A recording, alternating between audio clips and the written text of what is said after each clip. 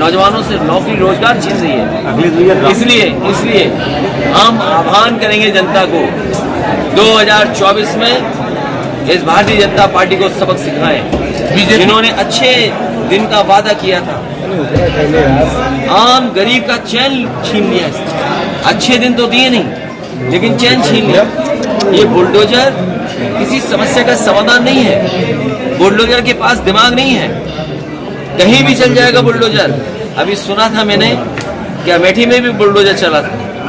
वो लोग जो बीजेपी को वोट डाल के आए थे, वो सड़कों पे खड़े थे बुलडोजर के खिलाफ। इस देश को कानून और संविधान से चलना चाहिए। कानून और संविधान हमें बचाता है, गरीब की हमारी मदद का करता है। ये बाबा साहब भीमराव अम्बेडकर जी का संविधान नहीं मानते हैं, ये दूसरा संविधान चला रहे हैं। पता नहीं कौन सा संविधान है इनका। और फिर विधानसभा में मुख्यमंत्री जी का ये कहना कि समाजवाद, ये मुख्यमंत्री जी को जानकारी नहीं किसी बात की। ये संविधान तो पढ़ा ही नहीं है। अगर संविधान पढ़े होते तो प्रेमबल पढ़ते तो उसमें समाजवादी शब्द है। और समाजवाद के बिना लोकतंत्र और बिना लोकतंत्र के हुए सेकुलरिज्म, ये कैसे संभव है? हमारा देश सेकुलर हो, सोशलिस्ट हो, डेमोक्रेटिक हो, ये हमारी जनता और बाबा साहब ने और आज़ादी के समय लोगों ने तय किया है। ये बीजेपी के लोगों को पता ही नहीं है समाजवाद क्या है। इन्हें खुद का नहीं पता, क्योंकि ये जान ही नहीं रहे महंगाई कितनी बढ़ गई है। और सड़कों पर सांड अभी भी घूम रहे हैं। ये जो 40 लाख करोड़ का सपना दिखा रहे हैं, 35 लाख करोड़ का, आपसे बेहतर कौन जानेगा? यही सब इंडस्ट्रियल एरिया है। मुसाफिर खाना, जगदीशपुर, रायबरेली। एक जमाने में कभी सहूलियत दी गई होगी और सहूलियत की वजह से लोगों ने कारखाने उद्योग लगाए, लेकिन सरकारें बदल गई।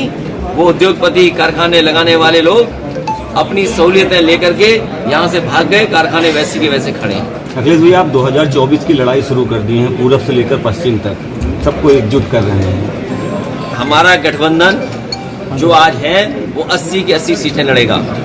और मैं अमेठी की जनता से कहूंगा कि ये सिलेंडर वाली सांसद को जरूर हराना।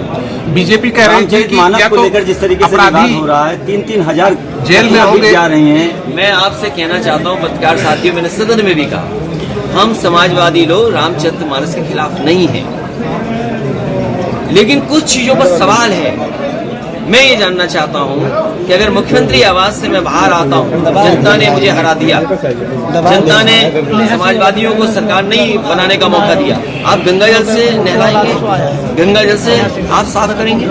और फिर अगर शूद्र वाली बात है, मैं एक मंदिर में एक संत के कहने से जा रहा था, वहां पर एक पुजारी हैं, उनके कहने से मैं जा रहा था पूजा पाठ करने के लिए। ये बीजेपी के लोग कौन होते हैं जो काला झंडा देंगे और मंदिर में नहीं जाने देंगे?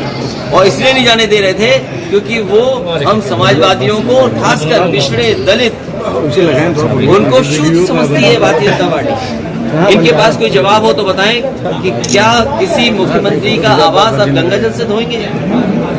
क्या किसी को आप शुद्ध समझकर उसको अपमानित करेंगे? और मैंने उदाहरण दिया, मैंने गैलीलियो थे साइंटिस्ट, एस्ट्रोनॉमिस्ट, मैंने सदन में कहा, उन्होंने ये बात कही चर्च के सामने कि सूरज का चक्कर धरती लगाती है, लेकिन चर्च ये बात कहता था कि धरती का चक्र सूर्य लगाता है। ये बात उन्हें नहीं पसंद आई, उसको सजा दी गई साइंटिस्ट को, उसकी जान चली गई। लेकिन 400 साल के बाद वहाँ के लोगों ने माफी मांगी।